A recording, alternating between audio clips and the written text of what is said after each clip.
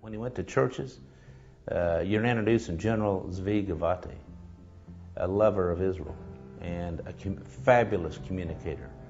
And so he would capture the church, or whatever form it was, he would capture the people. And when he was finished, there was an intense desire to go and to be a part of Israel and to bless the people. And so he left a contribution worldwide.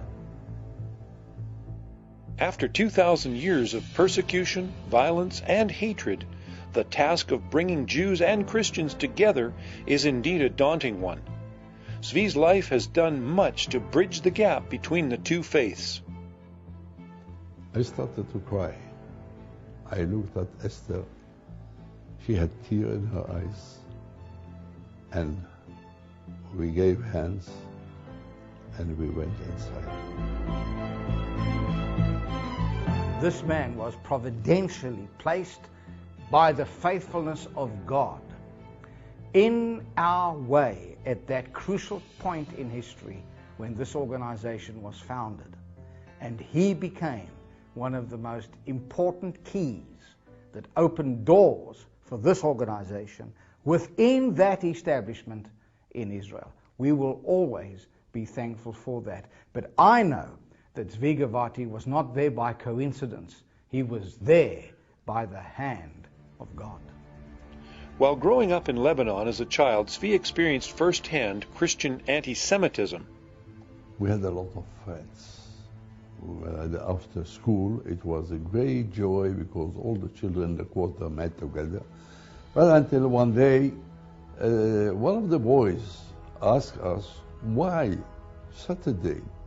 You never go to school. They didn't know that such a thing exists. Jew. What is a Jew? And one day we went to school and we met two Christian boys. And I went to them and said, why? Why you make us all these troubles? And somehow, I don't know, a fight started between us. My brother, me, and the two other Christians. But that was okay, 2 against 2 was all right. But it took a second. And the place was full with Christian children. And this was the pogrom. Like any son would do, Zvi went home to be comforted by his father. And instead of being astonished and shocked to see his son in such a terrible appearance, he thought a little bit, and then he said something which accompanied me until this day.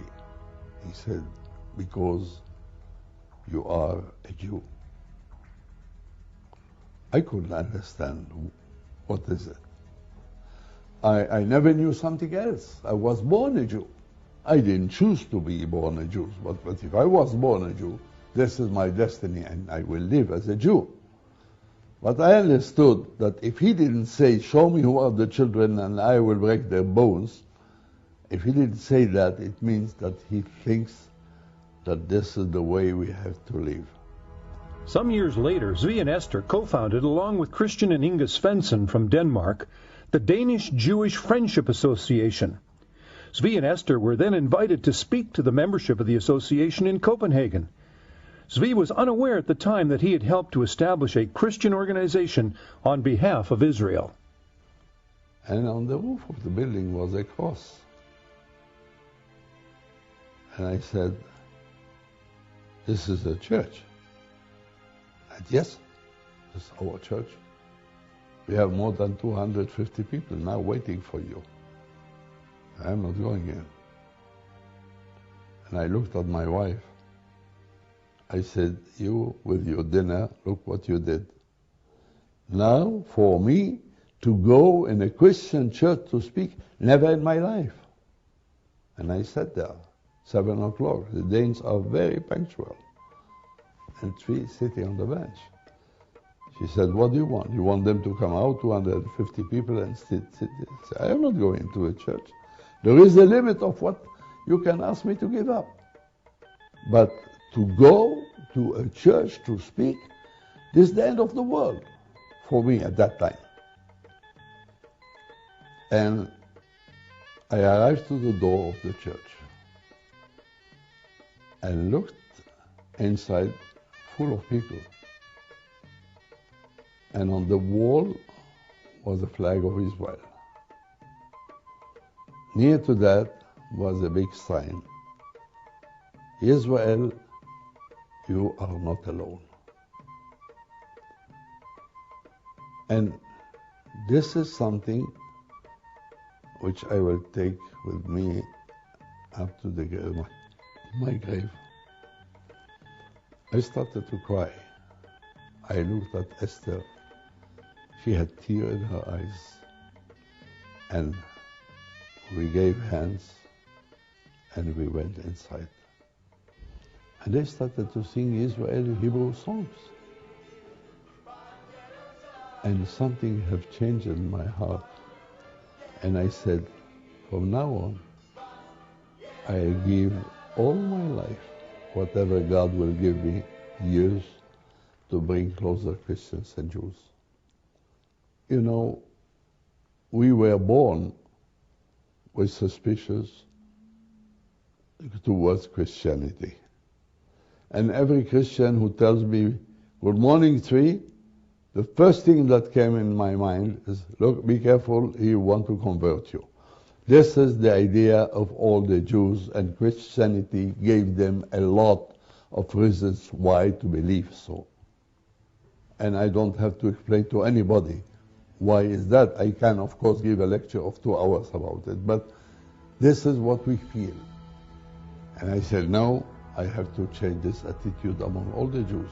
Growing up, Zvi was very close to his family, particularly his mother. Upon arrival in Israel, Zvi's natural leadership abilities soon became evident. Later on, I have decided, when I grew up a little bit, I was in the Scout. I became very quickly a leader of the Scout. And then I have decided to start a commune. Communa in Hebrew is a group of youngsters that want to build their life by their own, to be totally independent. I went to near Rishon, rent a flat, found 2 other friends, Yutke and Avram, and we lived there.